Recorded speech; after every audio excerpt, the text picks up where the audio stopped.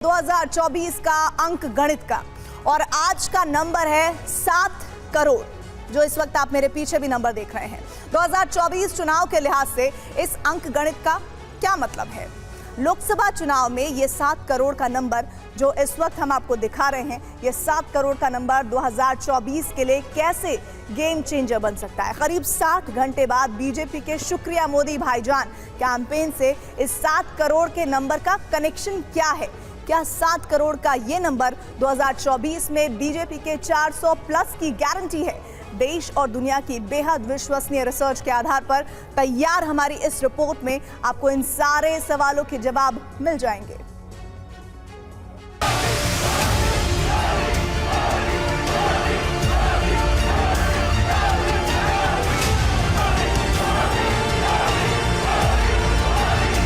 बहुत गौरवशाली पल है। इसके लिए हम सुबह से लगे हुए हैं कि हमारे मोदी जी आए और हमारे शेख साहब आए, हम उनको देखें, रूबरू लाइव देखें। ये हमारे लिए खुशकिस्मती है।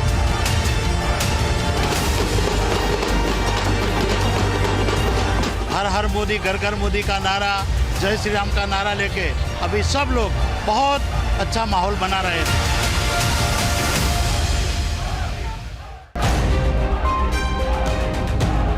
अहमदाबाद के एयरपोर्ट तिरंगा सर्कल से इंदिरा ब्रिज सर्कल तक सड़क किनारे फूल बरसाती पब्लिक, कार के अंदर बैठे प्रधानमंत्री नरेंद्र मोदी और उनके बगल में जनता का अभिवादन करते संयुक्त अरब अमीरात के राष्ट्रपति मोहम्मद बिन जायद अल नाहयान।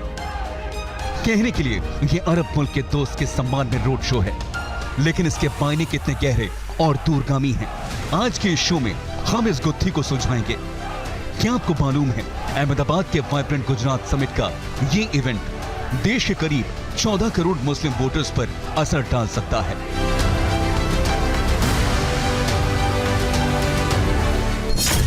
खासकर करीब 7 करोड़ मुस्लिम महिला वोटर जो 2024 में बीजेपी के लिए गेम चेंजर साबित हो सकती हैं। 2024 के अंक गणित में 7 करोड़ का नंबर बहुत बड़ा फैक्टर है। इस नंबर से बीजेपी कैसे लोकसभा चुनाव में नया रिकॉर्ड बनाने की कोशिश में जुटी है, आपको पूरा नंबर गेम समझाएंगे। अभी आप अहमदाबाद के इस भव्य रोड शो की एक एक तस्वीर बहुत ध्यान से देखिए। मौका संयुक्त अरब अमीरात के राष्ट्रपति अल नाहयान के स्वागत का है। मकसद गुजरात में आर्थिक निवेश है, लेकिन निगाहें 2024 चुनाव पर है जो बहुत करीब है। 2024 के चुनाव का भले ही इस रोड शो से कोई संबंध ना हो, लेकिन यह तस्वीर बहुत साफ और स्पष्ट संदेश देती है। प्रधानमंत्री नरेंद्र मोदी और संयुक्त अरब अमीरात के राष्ट्रपति की यह जुगलबंदी देश के 14 करोड़ मुसलमानों को एक स्पष्ट संदेश है। ना दूरी है, ना खाई है, मोदी हमारा भाई है।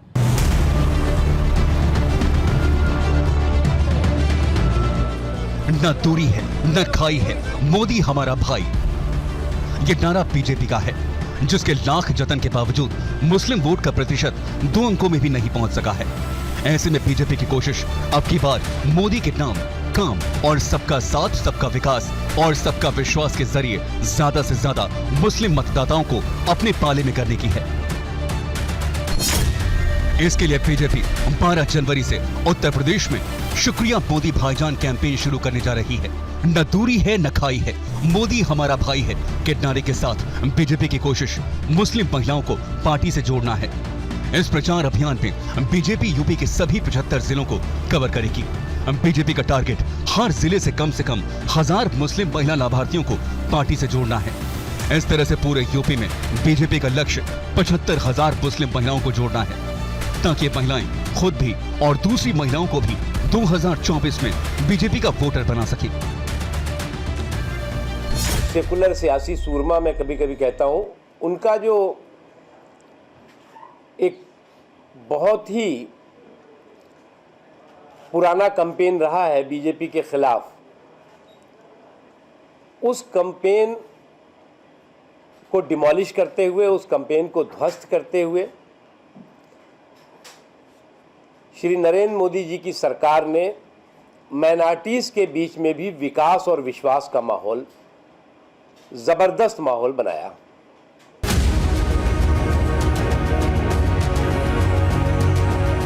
बीजेपी अल्पसंख्यक मोर्चा का दावा है कि मोदी सरकार की योजनाओं से मुस्लिम महिलाओं की जिंदगी बदल गई है।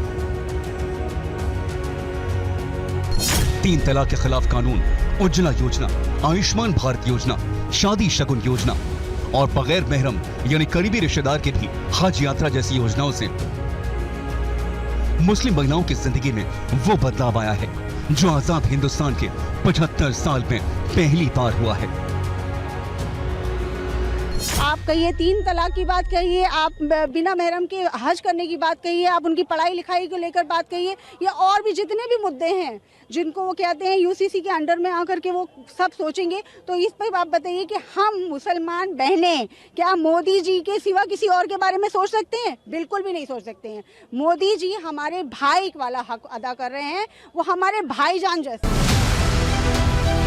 शुक्रिया मोदी भाईजान कार्यक्रम के दौरान बीजेपी मुस्लिम महिलाओं के बीच प्रधानमंत्री मोदी के भाषण भी सुनाएगी ताकि देश के प्रधानमंत्री और उनकी मुस्लिम बहनों में अपनापन कायम हो सके। बीजेपी अल्पसंख्यक मोर्चा के मुताबिक मुस्लिम महिलाओं को बीते 10 साल में बहुत फायदा हुआ, लेकिन इनमें से तमाम महिलाएं ऐसी हैं जिन्हें यह भी नहीं मालूम कि उन्हें ये फायदे सहूलियतें किन की वजह से नसीब हुई। कि जो भी 3 तलाक के पक्ष में बातें करते हैं, 3 तलाक की वकालत करते हैं, ये वोट बैंक भूखे लोग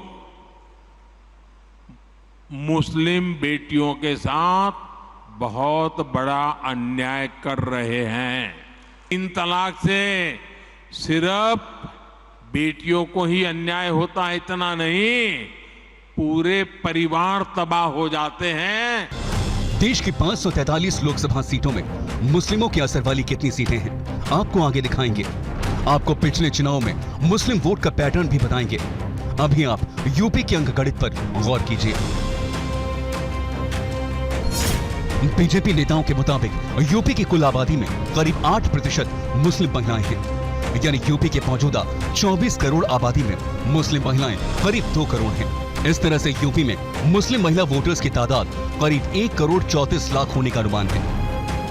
2019 के लोकसभा चुनाव में अपना दल की 2 सीटों के साथ बीजेपी ने यूपी की 80 में से 64 सीटों पर जीत दर्ज की थी, जबकि 2014 के चुनाव में अपना दल की 2 सीटों के साथ बीजेपी ने यूपी की 80 में से 73 सीटें जीती थी। इस बार बीजेपी का लक्ष्य 2014 के रिकॉर्ड को भी तोड़ना है। ऐसे में बीजेपी की नजर यूपी की मुस्लिम महिला मतदाताओं पर है, जिनकी जिंदगी मोदी सरकार में बेहतर हुई है। चुनाव विश्लेषकों और नतीजों के विश्लेषण के मुताबिक यूपी ही नहीं, देश भर के मुस्लिम वोटर बीजेपी से अब तक दूर ही रहे हैं, लेकिन इस बार प्रधानमंत्री नरेंद्र मोदी इस ट्रेंड को तोड़ना चाहते हैं। यही वजह है कि उन्होंने मुस्लिम वोट की राजनीति करने वाले विपक्षी दलों पर मुस्लिम महिलाओं की तकलीफों को अनदेखा करने का आरोप लगाया था। 3 तलाक जैसी कुप्रथाओं ने कैसे मुस्लिम बेटियों को, पूरे परिवार को असुरक्षित कर दिया था, ये सब जानते हैं। और जो दावा करते हैं हम परिवार वाले हैं, इसलिए परिवार का दुख जानते हैं, मैं जरा गौर परिवारवादियों से पूछता हूं, आप अगर परिवार के इतने गुणगान गाते हो तो आपको ये मेरी मुस्लिम बेटियों के दर्द की चिंता क्यों नहीं हुई? बीजेपी के नेता आरोप लगाते हैं कि विरोधी मुसलमानों में बीजेपी को लेकर गलतफहमी फैलाते हैं ताकि उनका अपना वोट बैंक बना रहे, जबकि हकीकत यह है कि पार्टी के कार्यक्रमों में मुस्लिम और खासकर महिलाएं बढ़ चढ़कर हिस्सा ले रही हैं, जो इस बात का सबूत है कि अब मुस्लिम समुदाय और बीजेपी में कोई खाई नहीं है। और सोचिए उस बात को, जब 3 तलाक के लिए कोई भी 1-3 बार बोल दो और जीवन खत्म और सब कुछ खत्म, उस पीड़ा को कोई समझ नहीं पाया। समझा तो केवल मोदी जी ने। इसलिए उत्तर प्रदेश के अंदर बड़ी तादाद में मुस्लिम बहनों ने तय किया है कि न दूरी है न खाई है, मोदी हमारा भाई है। शुक्रिया मोदी भाईजान। भारतीय जनता पार्टी ने खासकर अल्पसंख्यक समुदाय के लिए जो स्कॉलरशिप स्कीम चलाई जा रही थी उनको बंद करने का काम किया। अल्पसंख्यक कल्याण मंत्रालय के बजट को कई गुना घटाने का काम किया। यहाँ तक कि उत्तर प्रदेश जैसे राज्य में गत लोकसभा एवं विधानसभा चुनाव में मुस्लिम समुदाय से एक भी टिकट देने का काम नहीं किया। निश्चित रूप से भारतीय जनता पार्टी के दिखाने के दांत और हैं और खाने के दांत और हैं। मुस्लिमों के बीच पैठ बढ़ाने के लिए बीजेपी ने बीते 5 साल में कड़ी मेहनत की है। इसके लिए शुक्रिया मोदी भाईजान, सूफी संवाद महाअभियान, मोदी मित्र, स्नेह सम्मेलन और पसमानदा स्नेह संवाद यात्रा जैसे कई कार्यक्रम चलाए जा रहे हैं। मुसलमानों को बीजेपी से जोड़ने के लिए बीते साल करीब 25,000 नमो मित्र यानी मोदी मित्र बीजेपी से जोड़े गए थे। इसमें समाज के छोटे से छोटे और बड़े से बड़े नामी चेहरे शामिल हैं। ये अपने आसपास के लोगों में मोदी सरकार के कामकाज का प्रचार प्रसार करते हैं, साथ ही लाभार्थियों को बीजेपी से जोड़कर उसका मतदाता बनाने के काम में जुटे हैं। 2024 के चुनाव में बीजेपी की वो 65 स्पेशल सीट्स कौन सी हैं जिन पर पार्टी का फोकस बहुत ज्यादा है, जो उसके 7 करोड़ वाले अंकगणित के लिए बेहद जरूरी है। ये आपको दिखाएं उससे पहले आपको बीते 4 चुनाव में मुसलमानों का वोटिंग पैटर्न दिखाते हैं। CSGS लोकनीति के मुताबिक 2004 के चुनाव में कांग्रेस को 36% मुसलमानों ने वोट दिया था, तो बीजेपी को सिर्फ 7% मुस्लिम वोट मिले थे। 2009 में कांग्रेस को 38% मुसलमानों के वोट मिले, तो बीजेपी को सिर्फ 4% मुस्लिम वोट मिले। 2014 में 38% मुसलमानों ने कांग्रेस को वोट दिया, तो बीजेपी को 8% वोट मिले। 2019 में 33% मुसलमानों ने कांग्रेस के पक्ष में वोट दिया, तो इस बार भी बीजेपी को मुसलमानों के 8% वोट ही मिले। ऐसे में बड़ा सवाल ये कि क्या 2024 में बीजेपी के 8% मुस्लिम वोट का अंकगणित बदलेगा या फिर ट्रेंड कायम रहेगा? 24 में इसका क्या परिणाम आएगा इस समय कहना कठिन है, लेकिन भविष्य की दृष्टि से भारत के लिए एक अच्छा कार्यक्रम है कि इस देश का एक समुदाय जो अभी भी मान के चलता है कि बीजेपी के शासन शायद हमारे प्रतिकूल होगा, उसको भी लगेगा कि नहीं, पार्टियां हैं, ये बीजेपी भी आएगी तो हमारे प्रतिकूल नहीं होगी और फिर मुख्य धारा में आकर के वो देश के लिए काम करेगी। मुस्लिम आबादी के अनुपात के लिहाज से 2019 के चुनाव में बीजेपी और कांग्रेस का प्रदर्शन कैसा था, इस अंकगणित को समझना भी बहुत जरूरी है। CSGS लोकनीति के मुताबिक जिस सीट पर मुस्लिम आबादी ज्यादा है वहां बीजेपी को कुल वोट ज्यादा मिले। जिस सीट पर मुस्लिम आबादी 10% से कम थी वहां कांग्रेस को 22.1% वोट मिले, जो 2014 की तुलना में 0.4% कम थे। तो बीजेपी को 34.9% वोट मिले, जो 2014 की तुलना में 5% ज्यादा था।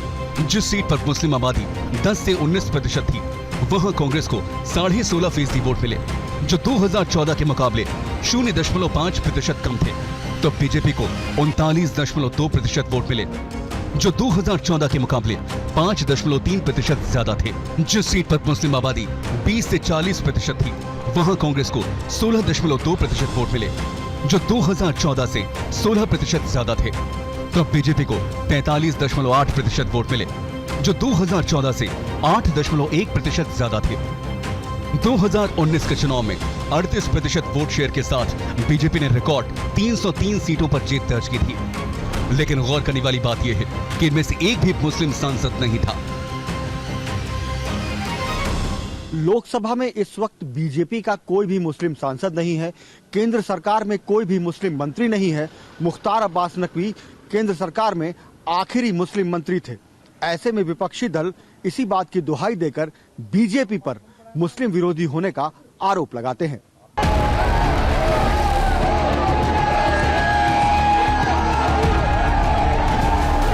विरोधी दलों के आरोपों से इतर 3 राज्यों में मिली बम्पर जीत से बीजेपी का आत्मविश्वास आसमान पर है। –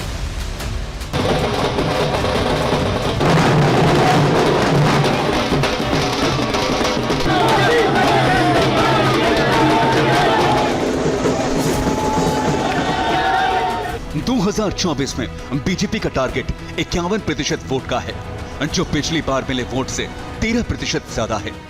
ये लक्ष्य तभी हासिल हो सकता है जब बीजेपी अपने वोट बैंक को कायम रखने के साथ साथ विरोधियों के वोट बैंक में सेंधमारी कर सके। यही वजह है कि बीजेपी मुसलमानों में पैठ बढ़ाने के लिए शुक्रिया मोदी भाईजान समेत तमाम ऐसे जनसंपर्क अभियान चला रही है जिससे न सिर्फ अधिकतम सीटों का रिकॉर्ड टूट सके बल्कि मुस्लिम वोट का ट्रेंड भी बदल सके। बीजेपी से जुड़े मुस्लिम नेताओं का दावा है कि इस बार मुस्लिम वोटर्स का न सिर्फ मिजाज बदलेगा बल्कि उनके मतदान का रिवाज भी बदलेगा। और ये चुनाव निश्चित रूप से मोदी जीत रहे हैं। 80 की 80 सीटें हम उत्तर प्रदेश से ला रहे हैं और 400 से ज़्यादा सीटें पूरे देश में आने वाली हैं और विपक्ष को 440 वोट का करंट लगने वाला है। जो भाई आज उत्तर प्रदेश के अंदर अपनी बहनों के लिए सुविधा मुहैया करा रहा है। बीजेपी अल्पसंख्यक मोर्चा के मुताबिक इस बार पार्टी का टारगेट कम से कम 17% मुस्लिम वोट हासिल करना है।